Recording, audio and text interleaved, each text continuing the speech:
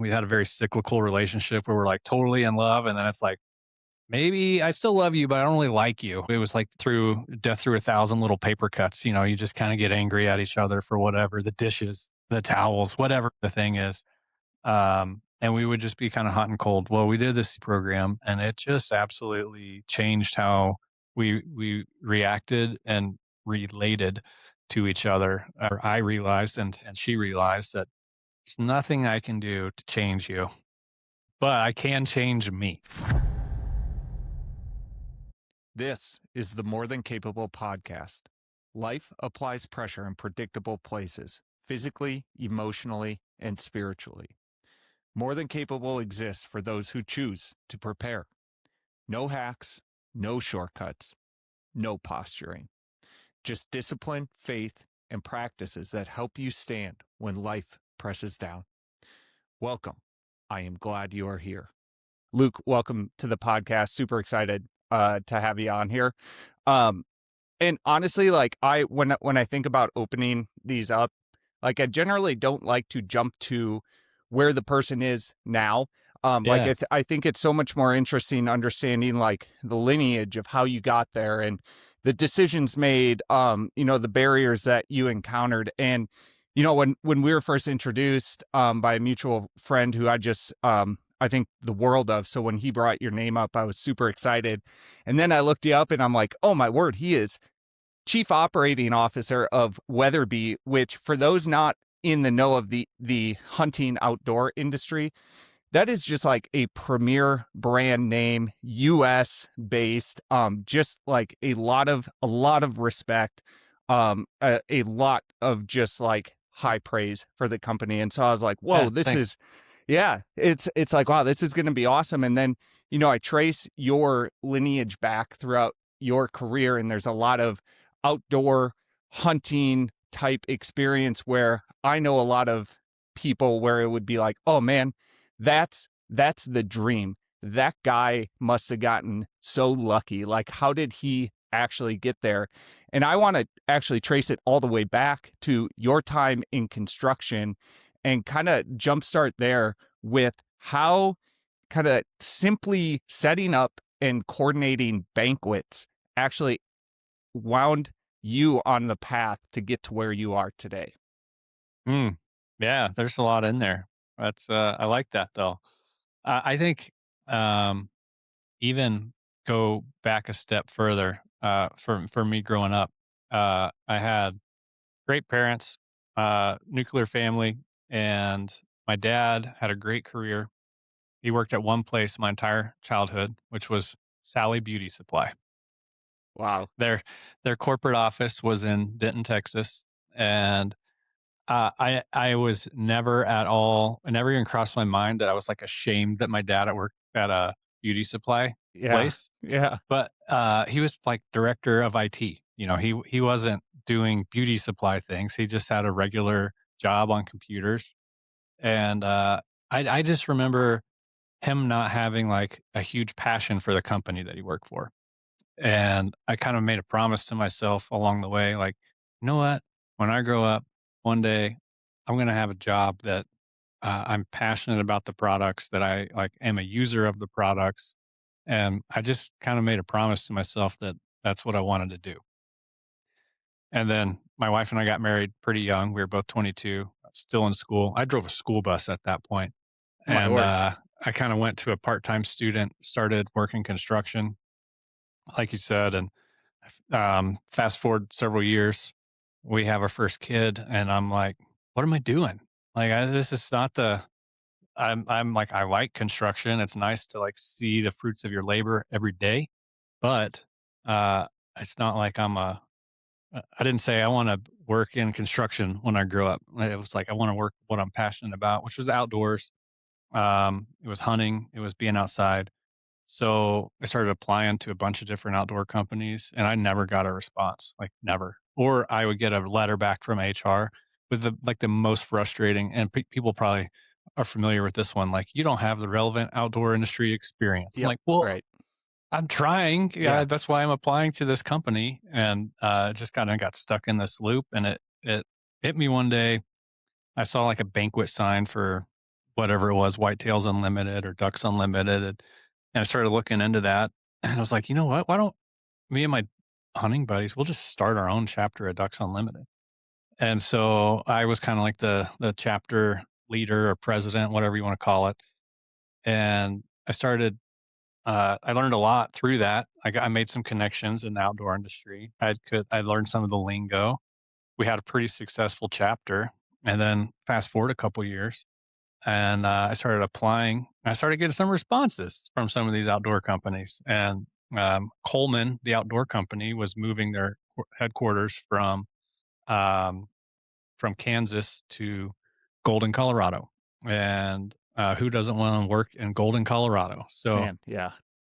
they had some jobs in product development, which I have been doing at this point in, construction products, and, I ended up landing a job as, like, a senior product manager for battery lighting, so headlamps, spotlights, lanterns, flashlights, and, all of a sudden, I'm, like, working in a place I love to be in Colorado and on products that are really fun that people use for recreation, and, yeah, that's the I really can, like, trace it back to kinda that volunteer work and that time, starting a Ducks Unlimited chapter and getting some outdoor industry experience, and, yeah, it was awesome.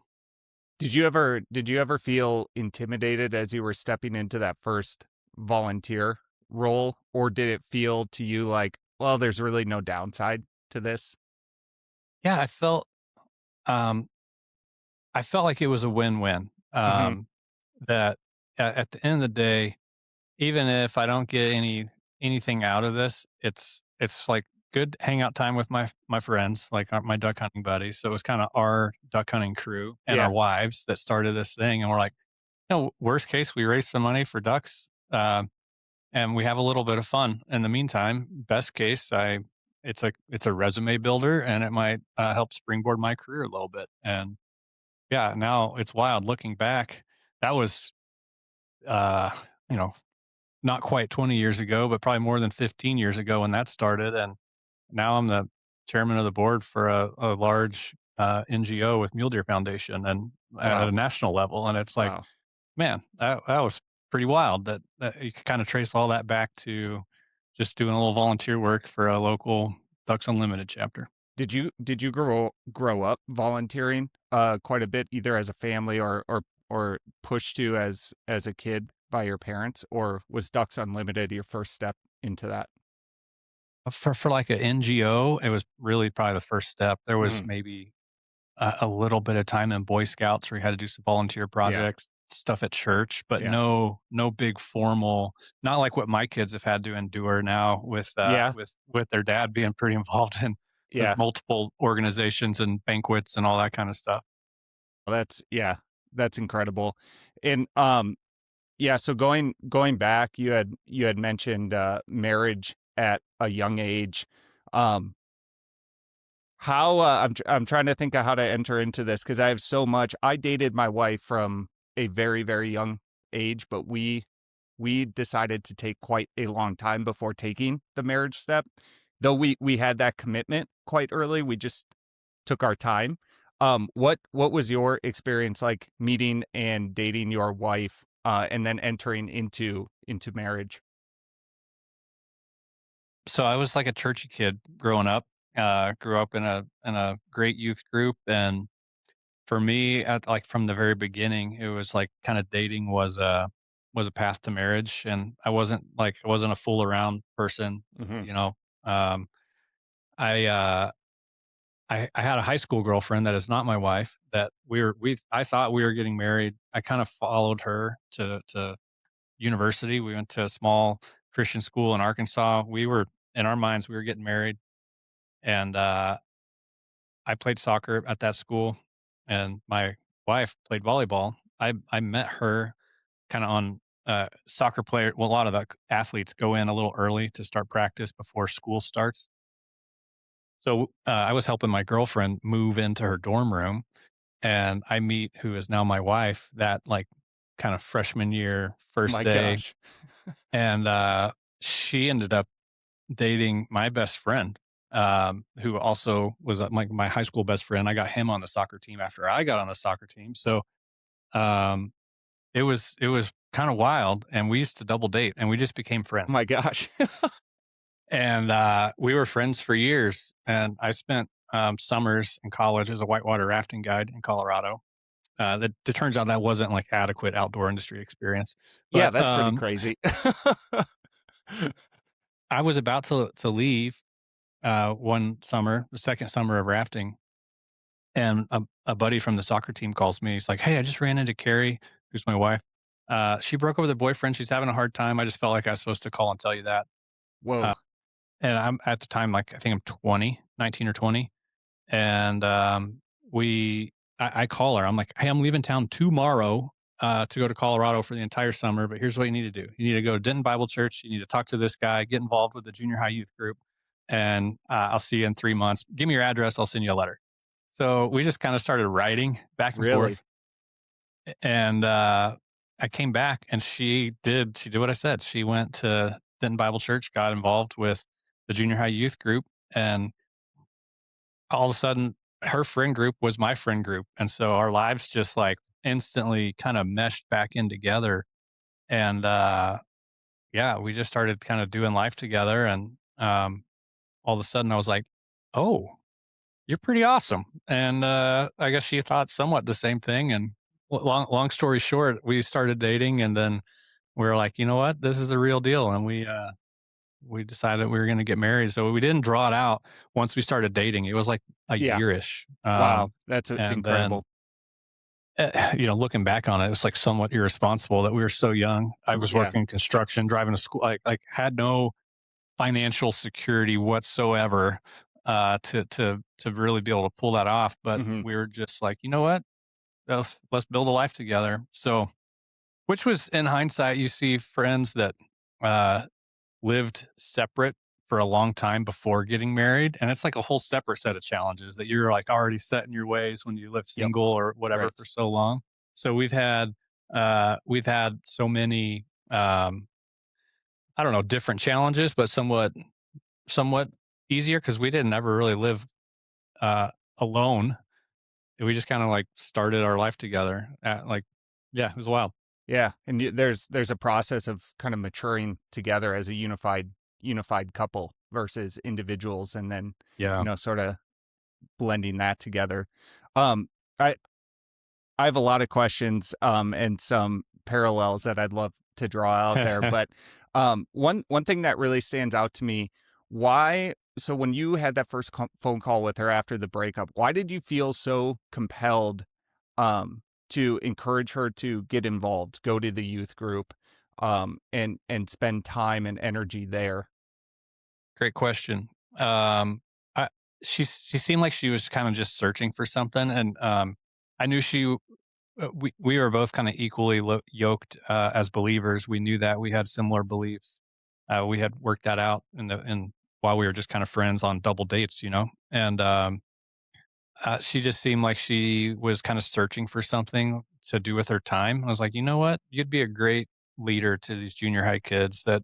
Uh, that youth group was kind of sporty, like they did a lot of hands-on stuff. This was the early 2000s, a lot of dodgeball and the boys wrestling with each other. And I was just I I just really thought that she would benefit from pouring into these other kids while she's kind of in a little period of mourning. Mhm. And uh, years before, uh, the pastor at that church that I grew up at, Denton Bible Church, he had said, "Quit looking for a wife.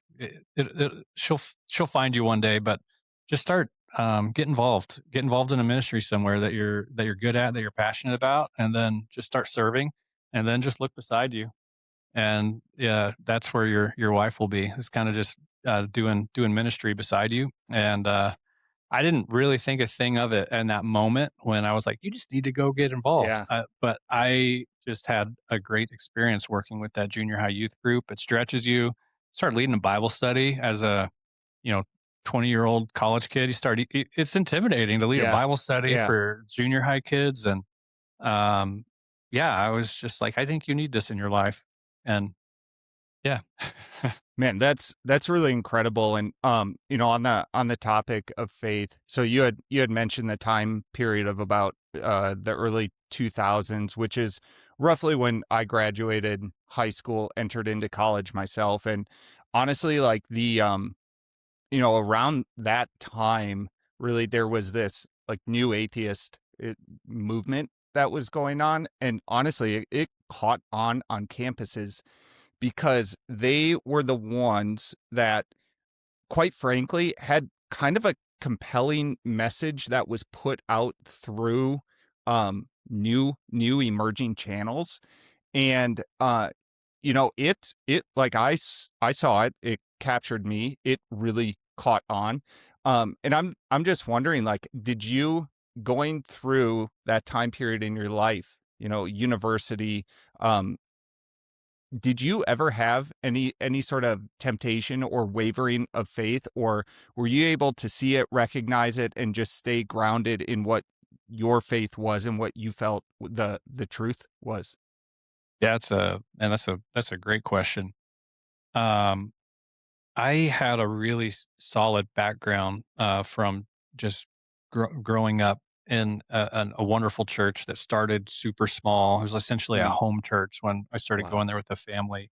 The youth group that I was volunteering with, I grew up in, and they did a great job equipping students and kids for adult life with the temptations you're talking about. Mhm. And I remember in high school, some of the, obviously there's temptations everywhere. It's real life. And when there was a party or, something that was not good going on, me and my friend group, we would throw an alternative, worship party. Or, I mean, it Wow. was kind of wild. Whoa. So I had a pretty solid background from that side.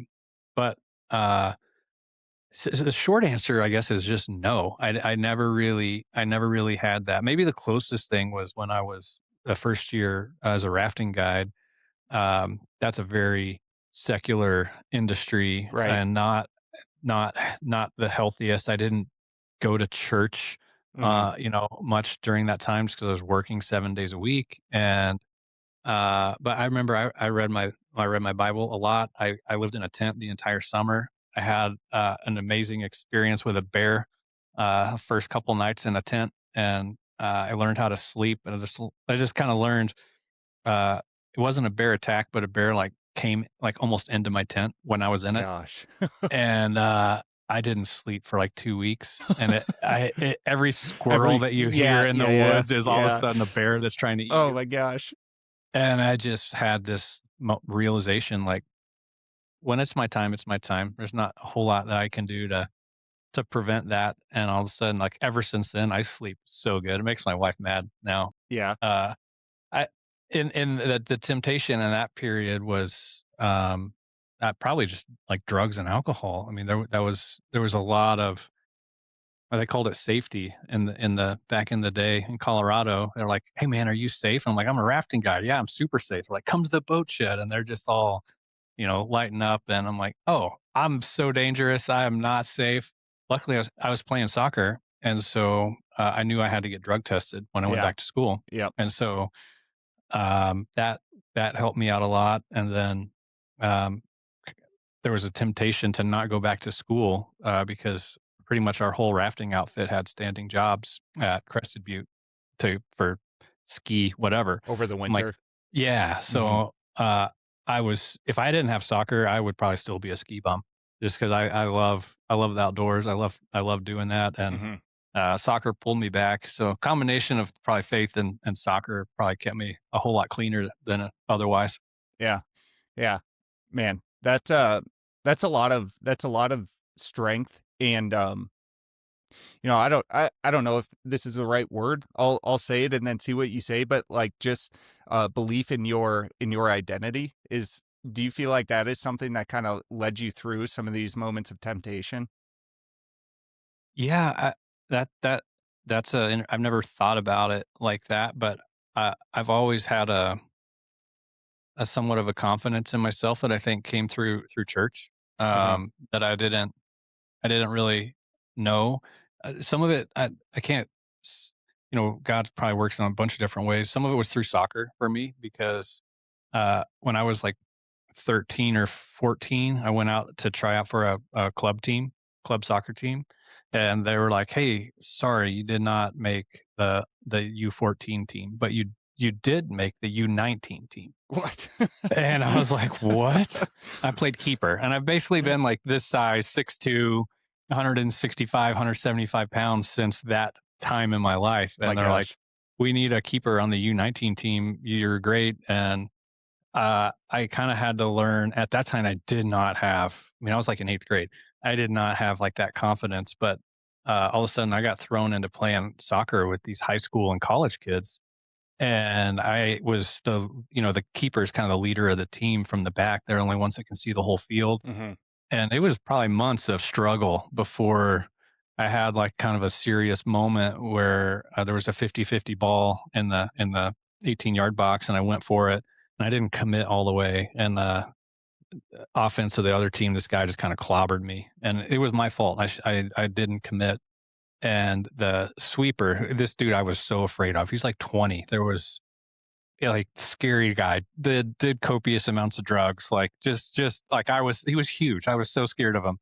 But he was like, "I got you." And the next play, that guy on offense came in and just got absolutely creamed by the sweeper. And he's like, "That's how you do it. I won't let anybody mess with you."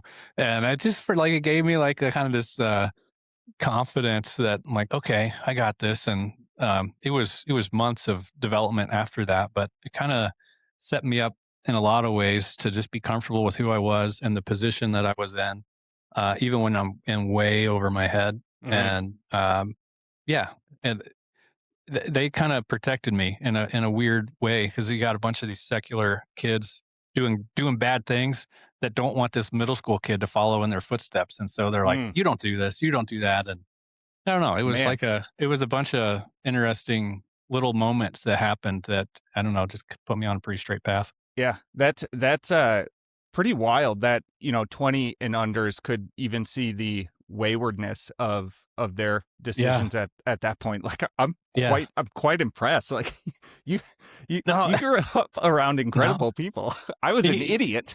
no, I mean, I think my parents were idiots. Some of the stuff I'm sure you have stories too. You look back on your life or your childhood and you're like, "How on earth was I allowed to even do that?" Yeah. And Yeah. being on this soccer team, we had a guy in the neighborhood. He was 16 or 17. I'm whatever, 13 or 14. I started riding to soccer practice with him. Hmm. He's the coolest freaking kid in school. Oh. He's got like a Datsun 280Z red, like the coolest car. Mhm. It was super rad. I got in and I smelled smells I've never smelled before. And I don't know, they just like had this protection thing around. It was wild. It was wild. Wow. It didn't make any sense. My parents shouldn't have Yeah. let me do it. They Yeah. did. Who knows? I think there's a ton to be said about exposing kids to an age Be bracket kind of above them. huge. Yes. I think it gives the older children, the older kids, an opportunity to lead and to form up like their own. Like now, thinking back to those 20-year-olds saying like, "Don't do this." Like, man, talk about a formation moment for them. To be able to reflect and see someone younger, and that is something. So we live out here in Idaho. There we have no family around, so our whole community, we knew no one when we moved out here. We've had to be very, very intentional and deliberate about building out our support group and our Yeah. community out here. As my children get older, specifically our 4-year-old right now, it's funny because I am actually seeking out, and my wife and I are seeking out those moments where it's like, where can he find a place to look up to someone and Mhm. be guided by them? It's kind of hard in today's day and age, and now we're looking at like schools and things where they facilitate that. And so I think, that's really incredible to hear. And I'm wondering, have you taken any of those experiences and just like really catalyzing moments and applied them as you've progressed through both your career as a professional, in those moments where you might be stepping into shoes or a role where you're like, oh man, am I fit for this? Or even like mentoring someone. Like how has that sort of formed your process of stepping into new roles or challenges? You ask great questions. Well, thank you. There's a lot there. Yeah. I think, yes. Short answer. I think going back to kind of that soccer example where I had to be a leader to people much older, much more mature than Hmm. me. That time, um, kind of along with my churchy background, kind of being a good kid, whatever that means. Um, that did helped me a lot. I remember in my early 20s, kind of my first job working construction. It wasn't long till I was a crew foreman, and I was kind of like, I don't know, emerged as a leader real fast, and then all of a sudden I'm running crews, and I'm bossing around people that are double and maybe even triple my age, Yeah. and I don't know. I just had a lot of learning that was involved in that. From a parenting perspective, yeah, exactly what you said. I've got 5 kids. My 2 oldest kids are both. They're just so awesome. They're really confident in their beliefs and their spiritual walk, and they both work at our local ski hill. It's called Antelope Butte, and that's not like a church mecca is Yeah. kind of the like the rafting guide thing. They've had some experiences, and it's an hour from our house. And so if the weather's bad, or they're going to work like a Friday and a Saturday, I remember the first time my son called her, it's like, Dad, I don't know if it makes sense for me to come down the mountain and then come back up. Do you mind if I stay the night up here? And I had a little talk with him. I was like, you can stay the night up there, but you need to be careful. There's going to be idle time. You need to watch out. And that first time, there was people up there that were probably doing things they shouldn't be doing, and he steered clear of it. And he told me about it the next day. He's like, "Dad, you were so right. I did exactly what Wow. happened." Wow. But I helped one guy out. He was feeling bad. And I drove him so where he wasn't driving, and I was like, "Good job, buddy." Wow. And he kind of just became a light up there. So did my daughter, and it was neat. It's so hard as a parent to put your kids in a situation where Hmm. there's going to be challenges, but for my wife and I, that was so important for us to have opportunities to be able to do that while our kids are in our house. Because once you get in college, and I didn't want that to be the first time to have those experiences, Right. and be like, oh man, this is wild. And so I think being thrown into opportunities where failure is an option, whatever that looks like, is really important. And the earlier you learn to do that, as I mean, the consequences only get uh, bigger and bigger, and at some Yep. point they get more dire. Yep. But yeah, I mean, our our our community here is pretty small, and I don't even know where I was going to go with that. But there's just it. I think there were lessons that I learned early on that we have absolutely tried to replicate with our kids in different ways, even though it's a different situation. It's exactly what you said. It's just those little steps and little interactions that the consequences get bigger with time. So Yeah. Did you do anything as you were raising your children to get to a point where they felt that your son in particular in that moment, like that he could be honest with you? Like why in your mind, why didn't he say, "Ah, Dad, nothing happened last night"? I think that's because my wife's awesome. She's been so good and honest with the kids all the way from a super young age, and we just have a great relationship with our kids. So, and I can't tell you any one thing that was done, but it's Mhm. just we're a pretty open and honest family, and Yeah. yeah, Yeah, it's just a lived process yeah, more than anything. Yeah, that's yeah. beautiful. If you are enjoying this episode, please take a moment to follow, rate, or comment on the episode. These seemingly small actions can have far-reaching impacts. With that, back to the episode, and thank you. And I think you're right. It's like the testing grounds are constant, and they are available even from a young age. You know, we're getting to this stage where it's like simple stuff that's very innocuous and not a big deal. Like, hey man, you don't have to lie about it. You don't have to shield it from us. And we're being pretty intentional about the way we react whenever he is truthful about Yeah. something. Like, I would imagine the worst thing is to have that honesty come forward and then like get super upset about it. Like, what? Yeah, You're right. not Oh, really. way to negatively Yeah, reinforce yeah, yeah. what you want. Yeah. Exactly, exactly. So no, and it's beautiful to, kind of get to glimpse ahead and see, not that your children are finished products by any means, but just like further along. And actually on that, one thing that our mutual friend wanted me to ask, I'm usually hesitant about a question like this, but how many kids do you have, and what is the age spread? I've got 5 kids, and the age spread is significant. I have a 18-year-old daughter, 17-year-old son, a 12-year-old daughter, a 10-year-old daughter, and a 1-year-old daughter. All right.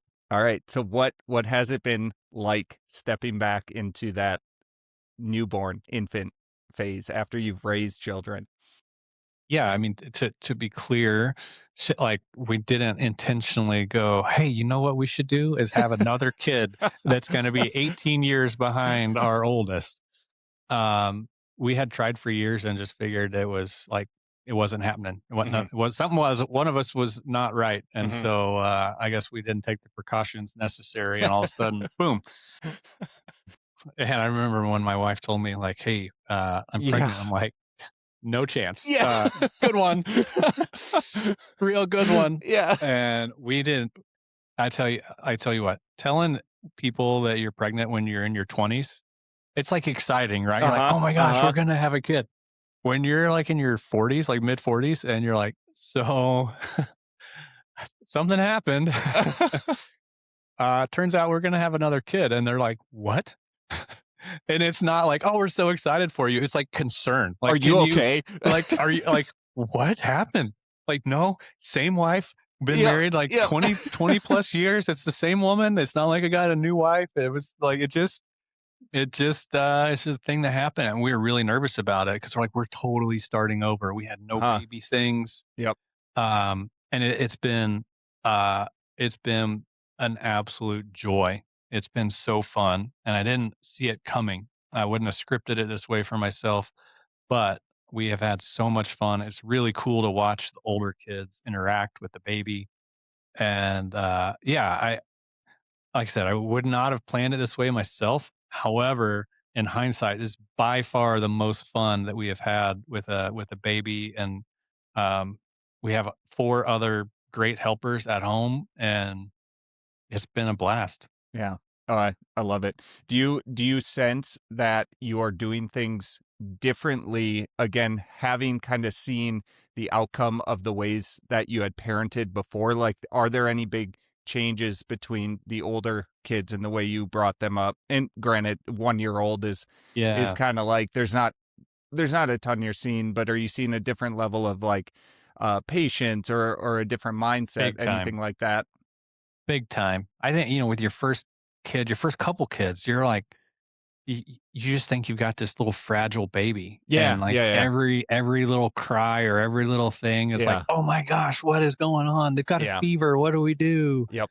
And I don't know, I think we've got so much more knowledge at this point in our life, tons around, dietary things that Mhm. we've learned over the years, with our other kids and with ourselves, and we've done things very different with this one, from a more probably health perspective, Yeah. and it is wild some of the differences we've been able to see. I she is nuts. She's 15 months. She's been walking since she was like 10 months. Wow. Yeah. Um, like her motor skills have been off the chart from the beginning. she's got a pretty significant vocabulary, and she's by far the most advanced at this age baby that we've had. She's got 6 examples in the house to look up to, but Right. it's been really fun doing it over again with a whole new perspective. Yeah. Yeah, absolutely. So what are some of those like dietary or lifestyle changes that you feel like was a big difference or game changer between your older raising your older children up to that 15-month age versus this time around? Well, um, I don't want to. I'm not a doctor. We're going to say that first and foremost. Yes, So yeah. this is not a prescription for anybody. This is just what we chose to do. Um, some of the health stuff that we've learned. I've been doing the carnivore diet for almost 2 years. I've learned a ton through that. My wife's and my son's kind of been on a modified version of it as well. He had some not full celiacs, but a lot of issues, eating issues, and we saw some serious improvements there with our older kids, with me, and we started thinking through what you give kids, or what, like, historically, what society tells you that you give kids that have been, if they're nursing, they've been going from mother's milk, and all of a sudden, let's just give them cornstarch and rice Yeah. cereal and all Yeah. these things. It's like, let's just pump this kid that's been eating nothing but cholesterol and protein, and Yeah. Nature's best. let's just give them starch and sugar. And so we're like, no way.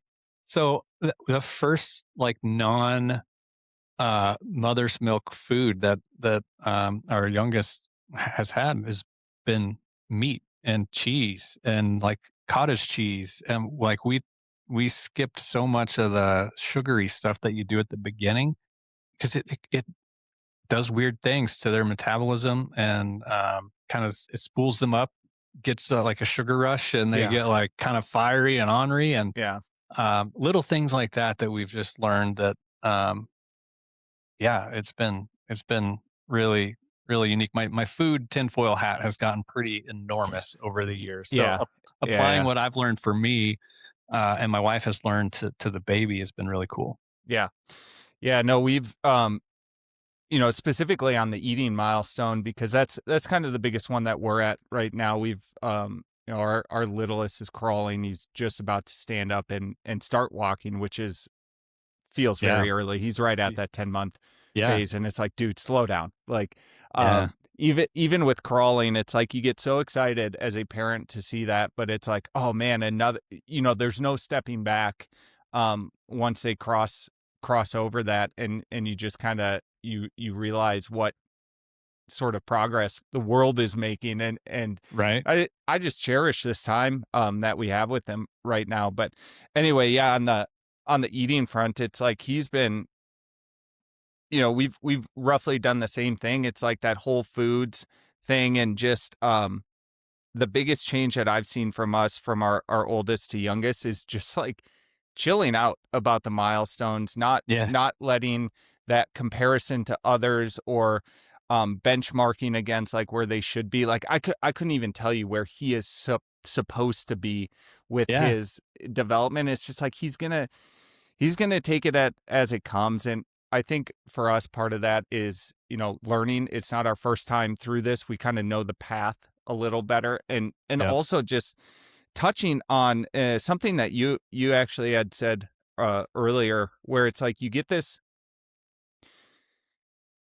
realization of like how valuable the present moment is, and it's just like, well, why get spun up about what is or what is not happening, and why not just focus intentionally and intently on what is here and now. So um and how, just going through the newborn phase, there are so many challenges, and it just like, the lack of sleep, like Yeah.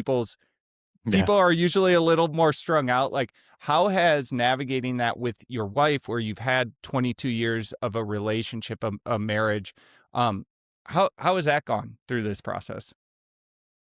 Uh, pretty good.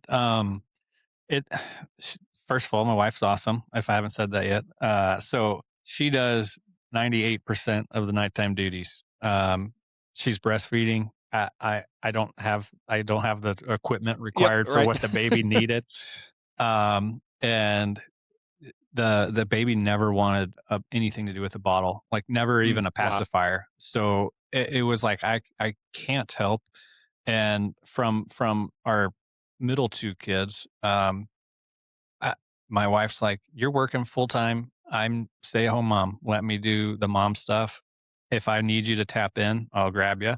And so a handful of times she'll just be like, "Can you just change your diaper so I can go to the bathroom on my Mhm, own or mhm. whatever in the middle of the night?" And then, um, yeah, it's my job to try to make my wife as comfortable as possible so she can make the baby as comfortable as possible. And um, yeah, I don't always win that game, but Yeah. Yeah, um, yeah. if I'm down or my wife is down, we've got 4 other very capable kids that Yeah. are more than willing to also help. So that's been a huge relief. Where it's just like, "Hey, can you take the baby and just let her not die for like Mhm, 10 mhm. minutes?" Yeah. Yeah, yeah. No, So, it truly is incredible the power of, like, a little village, more yeah. so. But no, I love that. And kind of cycling back on the relationship, it was like I almost got chills hearing you talk about you and your wife, how you came together. We have almost the same story. What are you My talking about? Yeah, I've like not met anybody that was like, "Yeah, I used to double date with my wife, but not with my yes. wife." Yeah, yeah, yeah. So my wife and I were each dating each other's friends. No And kidding. yeah, and I really got to meet my wife in a small group setting for the first time because of the girl that I was seeing. And I was very similar where it was like I did not have much interest in a relationship unless it was, like, going to feel serious, and so it was like I was, like, pretty lukewarm, and then I got the chance to really meet and sort of see the spark that is in my wife, and I was like, "Whoa." Yeah. And the thing that just, like, actually gave me chills, so, like, you talk about leaving for Colorado and getting your wife's address to write. Right as my wife and my now wife and I were on the cusp of being like, "Whoa, is there something here?" Yeah. I was going to Germany for a work study program, and I was What? bringing no phone, no laptop, and so I asked for her address so that I could write to her. And I had a work computer that I used when I was over there, and so her and I messaged. At first, it was like, we'll shoot each other a message maybe once a week, stay in touch. I'll write her a letter. We wound up messaging every single day. Wild. And yeah, man, like wrote her 2 or 3 letters while I was over there in Germany. Got back, started dating, and just right away we were committed. And it's like, yeah, we're gonna do this. Like this is gonna turn into marriage, and we that's where our paths diverge because we we wound up taking 8 years. But yeah, That's wild. it's just crazy, and it is something unique and special to start a relationship that early. And like one thing I'm curious about is like getting married, making that commitment, and knowing that you had the faith of or really like what scripture says about marriage. What did some of those like what were some of those early lessons that you guys had as a married as a newlywed couple, and sort of how did you continue to cultivate your relationship? Uh, the power just Yeah, cycled I here. see that. So, hopefully the internet stays Connection's on good. the Yeah, whole yeah, yeah. time. Yeah, we've got a pretty big snowstorm going on here. So, No way. sorry about that. All So good, all good. hopefully we stay live. Um, you know, there was, I think we had a lot of growing up to do. Just we were young. We did it. It was awesome that we did it together, but it also made it challenging to do some of that stuff together. Um, Learning to manage money together. That's been a struggle for us. It's a struggle today. I mean, we've been married for 22 years. We've never nailed that. I think we didn't have. Yeah, we didn't early on. We always had our faith, and that's really why we fell in love. And then you go through struggles in your relationship. Any relationship has struggles, and thank goodness we've had that over the years. I mean, we still serve in church together almost every Sunday in some capacity, and that's really what's kept us grounded more than anything. There's been times where we probably wanted to throw the towel in. We had a very cyclical relationship where we're like totally in love, and then it's like maybe I still love you, but I don't really like you. Yeah.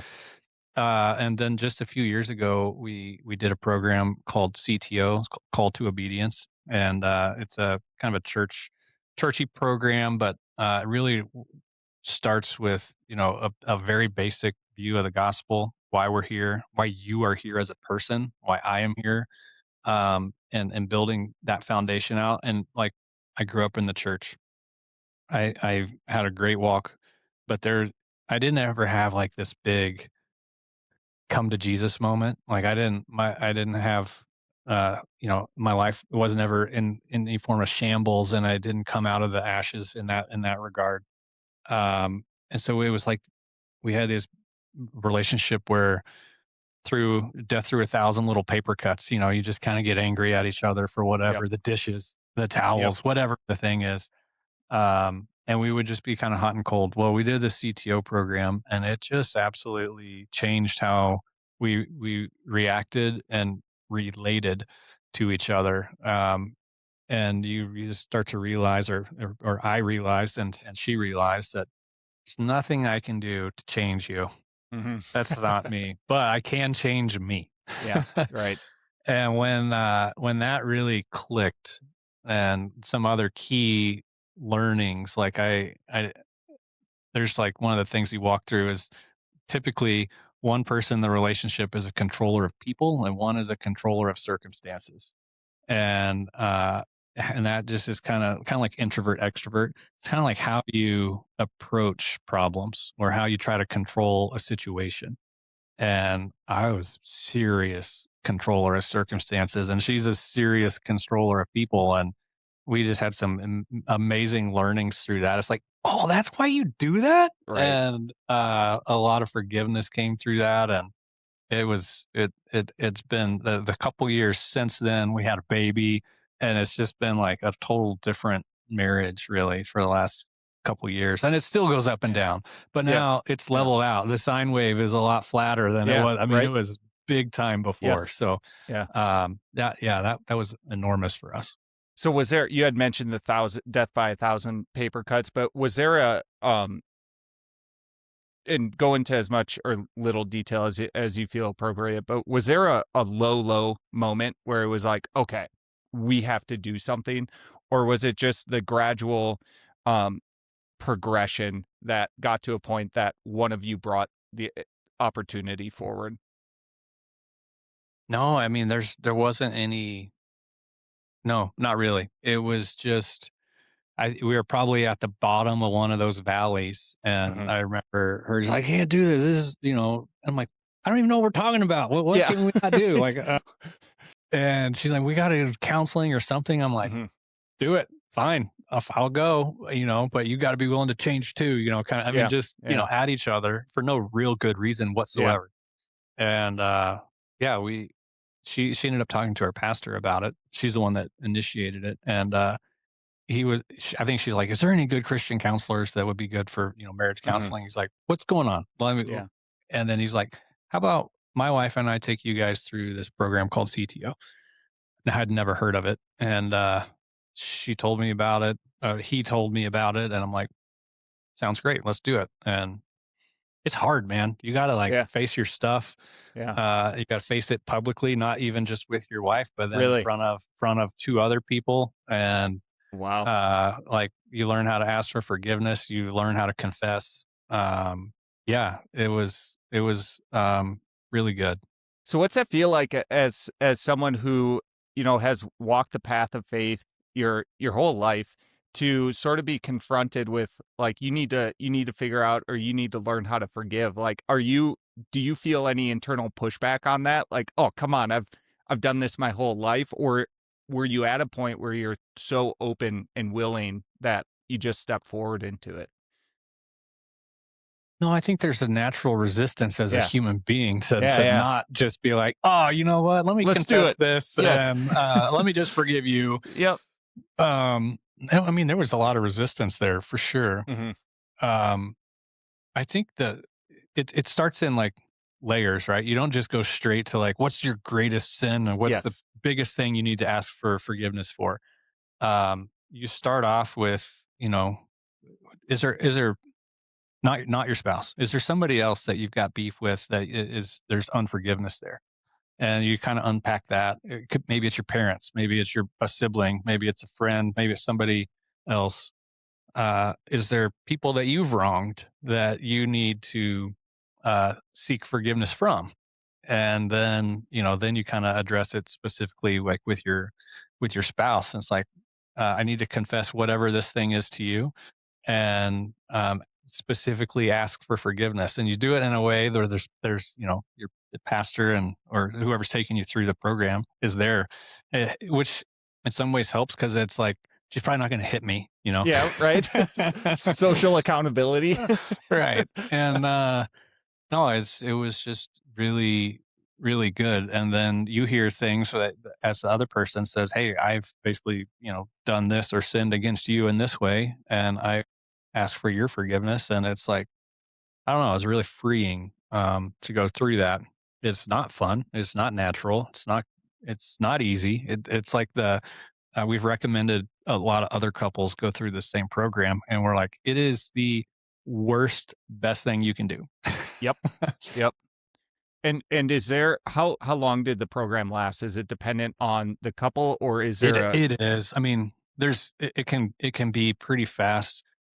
We weren't in like a there was no infidelity. There was no like major single hurdle, right? It was just kind of like I said, a little bunch of little bitty things that we had a hard time getting over on our own. But maybe there is some infidelity there, or maybe there, whatever the crisis is, depending on the level of crisis, it might take longer. Plus work schedule. I travel a fair amount for work, so we went into it thinking it was kind of like a 6 to 9 month situation. I think we like stretched it into like a year and a half. Mm, okay. Just you're kind of supposed to meet weekly, and sometimes it would be a month because I just Yeah. wasn't in town or whatever. And it always you two together with someone who is guiding you or is it one-on-one? What's that all look like? So basically, the formal time is four of you. Like if it's a couple, there's another couple. Okay. My wife is actually taking a college girl, or not. She's out of college now, but a young single through this program, Oh, and wow. so they're just meeting one on one. There's no crisis involved in her. It's a really good way to learn a little bit more about yourself, your faith, whatever. Uh, it it's somewhat self-paced. You go through there's some books, you basically get some homework, there's some memorization, there's some stuff you have to do on your own. You make some lists like, hey, these are the people I need to seek forgiveness from. These are some people I need to forgive, whether they ask for it or not. You gotta forgive them. It's freeing. Forgiveness is not necessarily for the other person; it's for you. It is. so, Yes. Yeah, yeah, yeah. so learning through that, and then there's basically some homework. You come back kind of corporately in the group setting, and then you go through the homework and how'd that, some of it's counseling feeling where it's like, how'd that make you feel, or what did you think about that, or um, the the core though is you're unpacking significant areas of scripture that are applicable to what's going on, and yeah, it's a really good program. It's kind of like Celebrate Recovery in some ways, but just a little more one on one, a little bit more intentional because CR is kind of more group based. But um, yeah, it was huge for us. Do you going back to that comment you made, forgiveness is for you. Do you have any specific examples of that? That's a huge point and was a major breakthrough for me as well. Yeah, I would say there was people that I was probably harboring some unforgiveness towards, that just for little things, Mhm. nothing huge. Some of it's your parents, like, oh, I never really forgave you for doing that, And at some point, it's not like on a daily basis, you're like, "I don't forgive that person for that." It was more just like, "Hey, is there stuff that's like that has continually irked you about somebody that you have a hard time handling or whatever?" And I'm like, "Oh, is that what that is? Is that why I don't get along with that guy or whatever?" And, I realized, "Oh, that one thing or that one time that guy said or did that thing behind my back or whatever, and I found out about it and I never addressed it and I've harbored it." And yeah, I think everybody's got some version of that or something like that that they held on to in an unhealthy way. Did you Yeah. ever find a commonality with reasons that you withheld forgiveness? And to give an example, I found when I was doing the step work that a lot of my resentments, my inability to extend forgiveness, in a very weird way, I was leveraging or convincing myself that I used it as motivation. Mm. Yeah, I think I probably had a level of that too. But uh, no, I've beyond that side of things, I think some of it I just never really stopped long enough to realize that it bothered me that much. I had some stuff with my dad that I had never kind of wrestled with on my own. I just kind of, I dealt with it and uh that I needed to forgive him for, and whether he asked for it or not, and let it go. And that was freeing. Yeah. Mhm. So how has this impacted you outside of even your marriage? One of the big things is kind of like in the moment when you start to feel like you're getting frustrated or angry or Yeah. whatever that negative response is, Yeah. to catch why.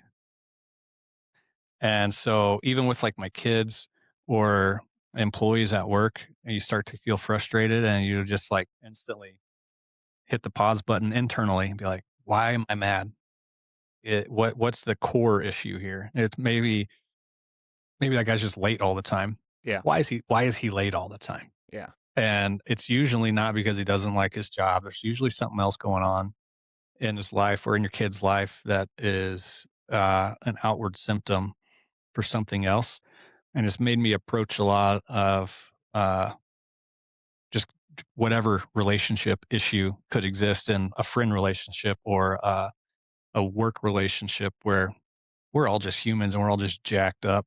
And there's a lot of symptoms of what that manifests into, but it's rarely the thing in the moment that you're mad about. So it's helped me to catch that more frequently and be like, you know what, I not a big deal in the moment, but let's unpack that later. And Yeah. yeah, probably made me Yeah. a lot more compassionate.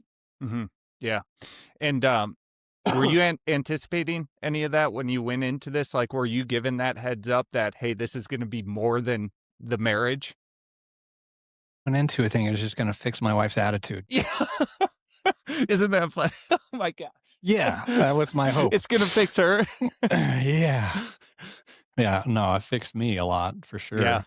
No, it's incredible, and I love the, what seems like there's a service component with it as well, like, once you have done the work, once you get through I don't know if it's an outright expectation, but you have the opportunity to turn around and give back to others. Yeah, we went through the CTO program, and then the guys that took us through, they want it's kind of like the church. You want to see replication happen, like you see in Acts, and they invited us to potentially take another couple someday through. And you don't want to start with a couple that's in crisis because there's a lot, Yeah, a lot harder. But we're kind of on deck the next time. There's a couple that's looking to go through it after my wife gets through with the single girl. Then we'll probably end up taking somebody through it, and then I think that'll be a whole nother level of rewarding. And you kind of have to go through it again on your yeah, own at that yeah, point and reinforce some things. And yeah, seriously excited about the opportunity of being able to do that and mentor another couple because of how influential it's been for us. yeah. That's beautiful, and there's, you had called out the, um parallels to the recovery organization as well. There's a ton of parallels to the 12 steps. Yeah. I don't know Yeah, for sure. if Yeah. you're familiar with them, but it's amazing. And that shows you the power right there. You know, it's like Mhm. these things, this process and this self-evaluation and this willingness to open up to honestly look at your situation, the things that, you know, are within your control, that are imperfections of you, and to admit to them and work on them. And man, I mean, forgiveness, the this is going to sound so strange, but it's like the act of forgiving one person is the thing that finally brought me back around to believing in Jesus. Yeah. You know, it's like I found faith in God in coming back or in entering into recovery. But I actually made a promise, and I have one more question here that I'd like to end on, because it's quite like pressing in my life right now. But I came back to believing in God, but I made a promise that I would focus only on my personal relationship with God and understanding what that meant first. Like I truly knew there was so much distance and such a gap that you know, I had just turned my back so much to him. And it was like when I entered into recovery, it was like I just have to focus on me and God. And for like a year and a half, I didn't even think about like Mm. Christ. And, Yeah. you know, I just ignored it when it would come up. It's like, no, no, no, I resolutely believe in God. I'll call myself a Christian. And then I went through a 9-month process where every single day I had to work to forgive somebody, to like genuinely work on forgiveness. And that, for whatever reason, just cracked me in terms of like, Mhm. I resolutely all of a sudden found myself believing. And now I am in this place where I'm maybe at a crossroads where it was like, well, what does it mean to you to like live out and evangelize and carry the word forward? Like, how do you how do you approach that? How do you think about it as someone who has lived and traveled this narrow path your whole life?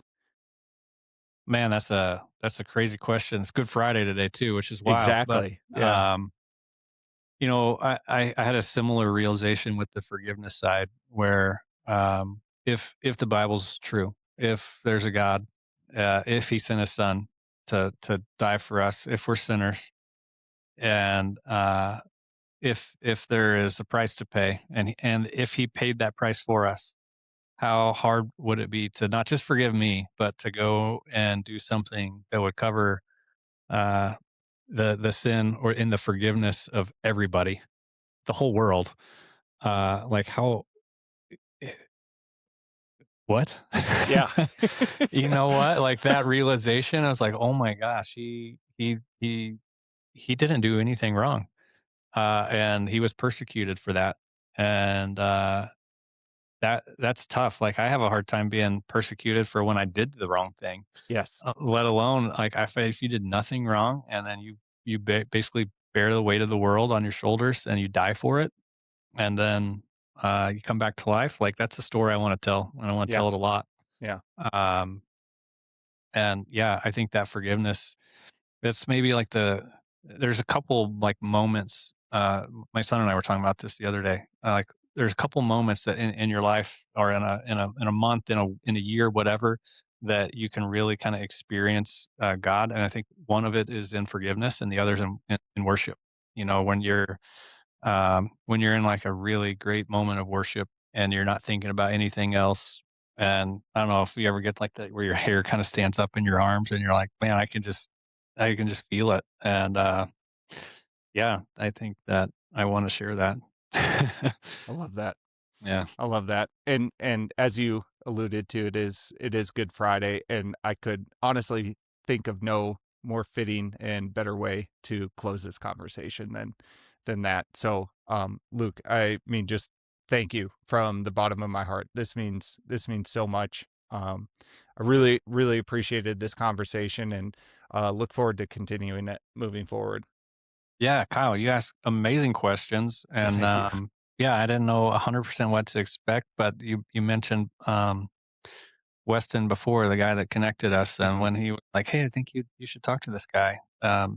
Weston's like got that kind of clout where I'm like, if you think I should talk to him, I'll talk to him. Yep. Sure. Yep. Fully Glad I agree. did, man. I Yeah. really appreciate it. That was fun. Yeah. Thank you very much. And happy Easter. Happy Easter. He's risen. If this conversation resonated with you, follow the show.